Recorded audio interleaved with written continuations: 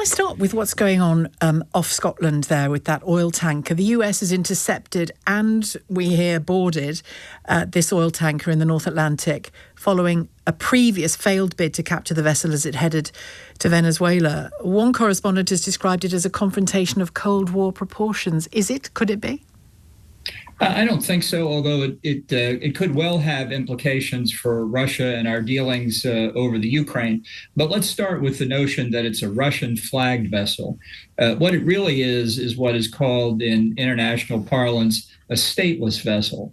In its captain's office, it's probably got the flags of a dozen countries. It probably has enough paint to color over the paint on its obviously rusty hull, whatever colors it wants to paint on it. And a stateless vessel in international law is treated differently than a vessel legitimately flagged by a responsible country. So in fact, there's nothing there. If the Kremlin wants to make something of it, they could, and it's in part an example of the incoherence of Trump's approach to policy. This boarding is a Venezuela-related matter. Has the Oval Office taken due consideration of the potential ramifications with respect to Russia and Ukraine? I doubt it. But now we'll find out. So it's interesting, your description of it there as a stateless vessel. It's almost like a car with a dodgy number plate, essentially, on the high seas. Right. It's some people call these the ghost fleets, the ghost ships. They're transiting with sanctioned Russian oil, sanctioned Venezuelan oil, sanctioned Iranian oil, and they turn off their transponders from time to time so people can't locate them. It really is a fundamentally illicit business. And if we could close down the ghost ships, countries like Russia, Venezuela, and Iran that have been sanctioned would have a lot more difficult time functioning and getting the revenues they get from their illicit oil shipments. Can you understand from a UK perspective, as we hear what we're hearing from the Trump administration about their plans for Greenland, which we can discuss in more detail in a second, that the UK, looking at this operation around the oil tanker, might think, well, hang on, why are we assisting America in this when they are declaring they're about to take over a part of Europe and maybe destroy NATO in the process? Well, because it's a legitimate seizure of a sanctioned vessel, helping a regime in Venezuela that itself has stolen the past two presidential elections in 2018 and 2024 and repressed its own citizens, not to mention inviting the Russians, Cubans, Chinese, and Iranians into a much larger role in the Western Hemisphere. To turn to Greenland, look, I think Trump's comments about the potential use of military force are very harmful to the United States. He is taking something that's easy and making it hard. I would be personally delighted if 60,000 residents of Greenland in a referendum voted to become a Commonwealth of the United States. I think that was terrific. I'm sorry Secretary of State William Seward failed to purchase it from Denmark in 1868 when we first tried. I'm sorry that Harry Truman, who offered $100 million in 1947, wasn't successful. But we are where we are now. And the fact is that while U.S. sovereignty would be fine, certainly fine with me, the real issue here is U.S. security. And not just U.S. security, the security of Canada, the security of Denmark, the security of the entire NATO alliance from Russian and Chinese efforts in the Arctic Ocean to undermine our security. Can I ask, is Greenland remaining Greenland as it is now an obstacle to that maintenance of security? They say it isn't. And they're correct. I did a lot of research on this back in 2019 when Trump first raised this. And in fact, I almost had a meeting with Prime Minister Mette Frederiksen back then if the whole thing hadn't blown up in the press when Trump called the Prime Minister a nasty woman for saying that she wasn't going to sell Greenland. And anyway, that's history. But the fact is, history shows that the U.S. and other NATO allies can easily work with Denmark and Greenland to do whatever we need to do to secure ourselves. And the history is that in World War II, after the Nazis had overrun Denmark, the Danish government in exile worked with the United States, obviously to assist in the liberation of Europe. And by the end of World War II, there were 16 American military bases in Denmark, 16. When Truman failed to buy Greenland in 1951, the U.S. and Denmark signed a bilateral agreement called the Defense of Greenland Treaty.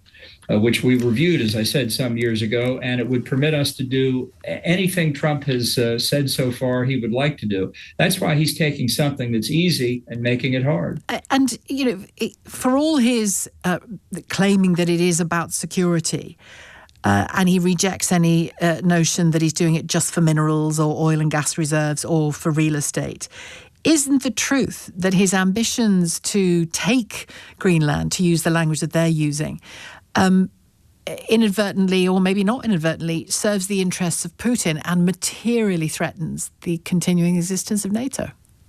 Sure, it's because Trump has a small mind.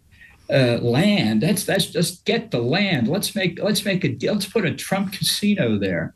Obviously, you think that's part of it? That's part of it in his head. Yeah.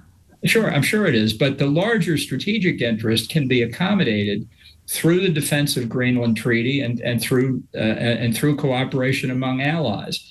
And I think the potential damage to NATO is very real. I agree that if number one, if Trump used military force, there'd be an earthquake in the United States of unbelievable proportions if he were to try and do that. What would that look like? What would that look like? Because the Democrats have been very quiet since he's become president. Everybody's been very quiet, but yeah. There would be an eruption. And Marco Rubio, Secretary of State, was on Capitol Hill yesterday saying Trump's not going to invade. This is just intended to put pressure on Denmark because Trump wants to buy it. Now, in terms of Trump management, which is no small problem for people who work for him, Rubio may have made a big mistake there by revealing the truth, perhaps accidentally, about what's going on about Trump's bargaining. But the fact is, when you treat allies this way, it's only a matter of time until they decide they don't want to be allies. Most normal people understand that. Although America, from the European perspective, is a very particular kind of ally, isn't it? Extremely strong, extremely powerful militarily. And on a number of fronts, we're not ready to stand tall yet on that front, are we? Well, it depends on how tall you want to stand. I mean, I've certainly pressed NATO for years to do more, for European members to do more on their defense expenditures. And I think people in Europe need to be very careful here about how they treat this and how they treat Trump, because if they go on and on about how they want to be independent, stand on their own, that leaves the way for Trump to say, fine, we don't want to put pressure on anybody. If they don't like it, we'll just withdraw from NATO. This is a question, as I say, of Trump management, and it's unpleasant and difficult to deal with, but handling it wrong can have significant consequences. Has he, I mean, he and Putin are very different men in so many ways, personality-wise, strategy-wise. It's not clear that Trump has a strategic mind at all, is it? But is there a touch of Putin's expansionist playbook in the Greenland question? Yeah, look, Trump doesn't think conceptually. He doesn't have a philosophy. He doesn't do national security grand strategy. He doesn't even really do policy the way people understand it. When he's called transactional, that's what it means. Let's make a deal and get Venezuela's oil. Let's make a deal and get Greenland. Let's make a deal and do this. He admires strong men, people like Xi Jinping, Putin, Kim Jong-un, but this is not part of some coherent plan. You'll know that yesterday the UK and France agreed that in the event of a peace deal in Ukraine, between Ukraine and Russia, they would deploy troops to Ukraine alongside US support. I was surprised, actually, to hear how bluntly our own Prime Minister, in Prime Minister's Questions, just said in response to a question about that commitment to Ukraine, it's essentially a moot point if NATO collapses. If he didn't use the exact language I'm using, but he was essentially saying, unless we have America alongside us, that's not going to happen. That's deeply serious, isn't it, for global security? Well, I've been saying for quite some time now that Trump is still fully capable of withdrawing from NATO. And, sometimes he looks favorable to Ukraine and everybody says, oh, the problem's solved, everything's done. He doesn't fundamentally understand collective defense alliances, bilateral or multilateral. And it won't take much to push him over the edge if he's not handled carefully. Is that fair? Does Europe have to put up with that? Look, I wish we didn't have to put up with it in the United States, but that's the reality we face. And to preserve what we can of NATO, to minimize the destructiveness of the remainder of the Trump administration and facilitate repair once it's over, that we just have to keep that in mind. Can we still rely on the US as a sensible ally? Or do you think that people like Keir Starmer and other European leaders are having to say one thing in public but understand in private the very thing you've just described? Well, heaven forbid that any government leader would ever do anything like that. I mean, it's just a question of getting through the next 3 years. I mean, I know that sounds like a long period of time, but once we get through it, it's very likely the U.S. will elect a normal person as president, and maybe we can get back to doing what's in our national security interest instead of what happens to cross Trump's short attention span at any given time.